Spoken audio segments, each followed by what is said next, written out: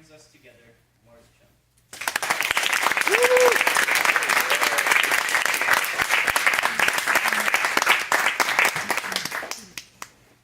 On August 1999, I grabbed my best friend Roger in a fierce bear hug as he returned home after a year of study in Europe.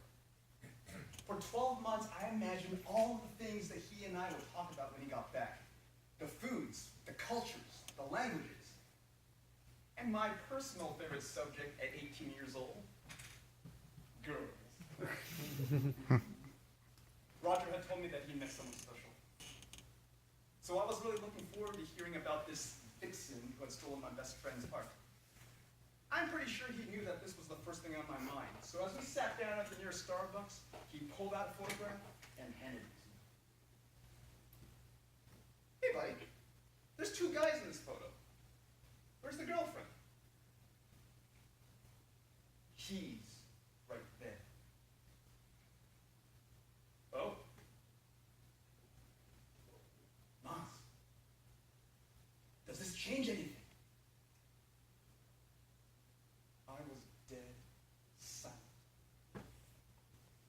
When we first met as teenagers, I had known that Roger had been completely different from me, but I had no idea that it was this difference.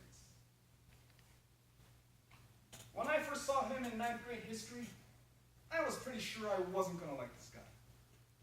He stood out in a sea of jeans and t-shirts and perfectly pressed pants, a fancy dress shirt, and a well-tailored sport coat. His greeting? Good day to you, good sir.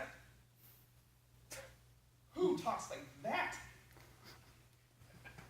Well, Roger not only talked differently, he walked differently, like an aristocrat. He always spoke in a dry, almost arrogant tone of voice when talking about European history, while the rest of us were talking about the score of the latest ball game. Then I remembered he was also the teacher's pet. His hand always the first up in the air to answer a question. And his exam papers were always emblazoned with an A+, while ours, B's and C's, along with a few other letters. Well, one day as we were standing outside the parking lot talking, something happened that I will never forget. Suddenly our classmate, Sarah, shouted from across the parking lot to me, "Mars, come quickly! It's Cass! She's in trouble!" Do you remember when those long-awaited responses to college applications finally came in? On that day, ours had finally arrived. One of our classmates, Cassandra, better known as Cass, was your typical overachiever. Someone who constantly pushed herself to the edge of insanity for outstanding accomplishments, including a 4.0 GPA and being a first-chair flutist. When we went with Sarah to find Cass, she was screaming, crying hysterically, "I'm such a failure! What am I going to tell my parents?" It was shocking to all of us, but it was particularly devastating to her to learn that she hadn't made it into the college of her choice. And I didn't know how to help her.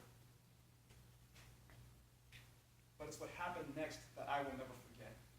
I witnessed the size of my friend Roger's heart.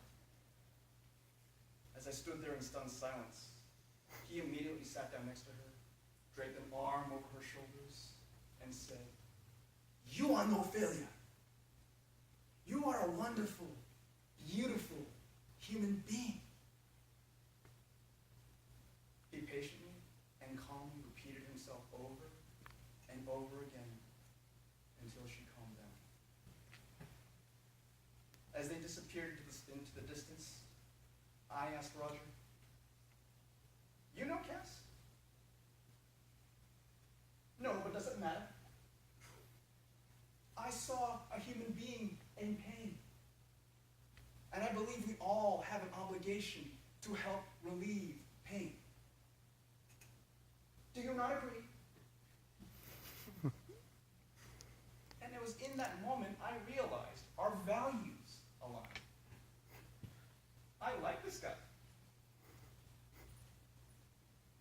friendship grew wider and richer from that point forward. And though we were as different as can be in terms of appearances and interests, we came to know each other well because we shared the same values and belief systems. We continued to grow together from age 16 onwards in the most important ways. And though we had been a world apart, that friendship was stronger than ever. So I looked my friend in the eye, and I told him, no, this doesn't change anything. When do I get to meet him? There are all kinds of issues requiring acceptance in our lives, from high school graduations to college applications, to differences in beliefs and appearances, the ups and downs of a life well lived. But despite all of that, we are more alike than different than one another. After all, it is our conscious and willing acceptance of our differences that bring us all together.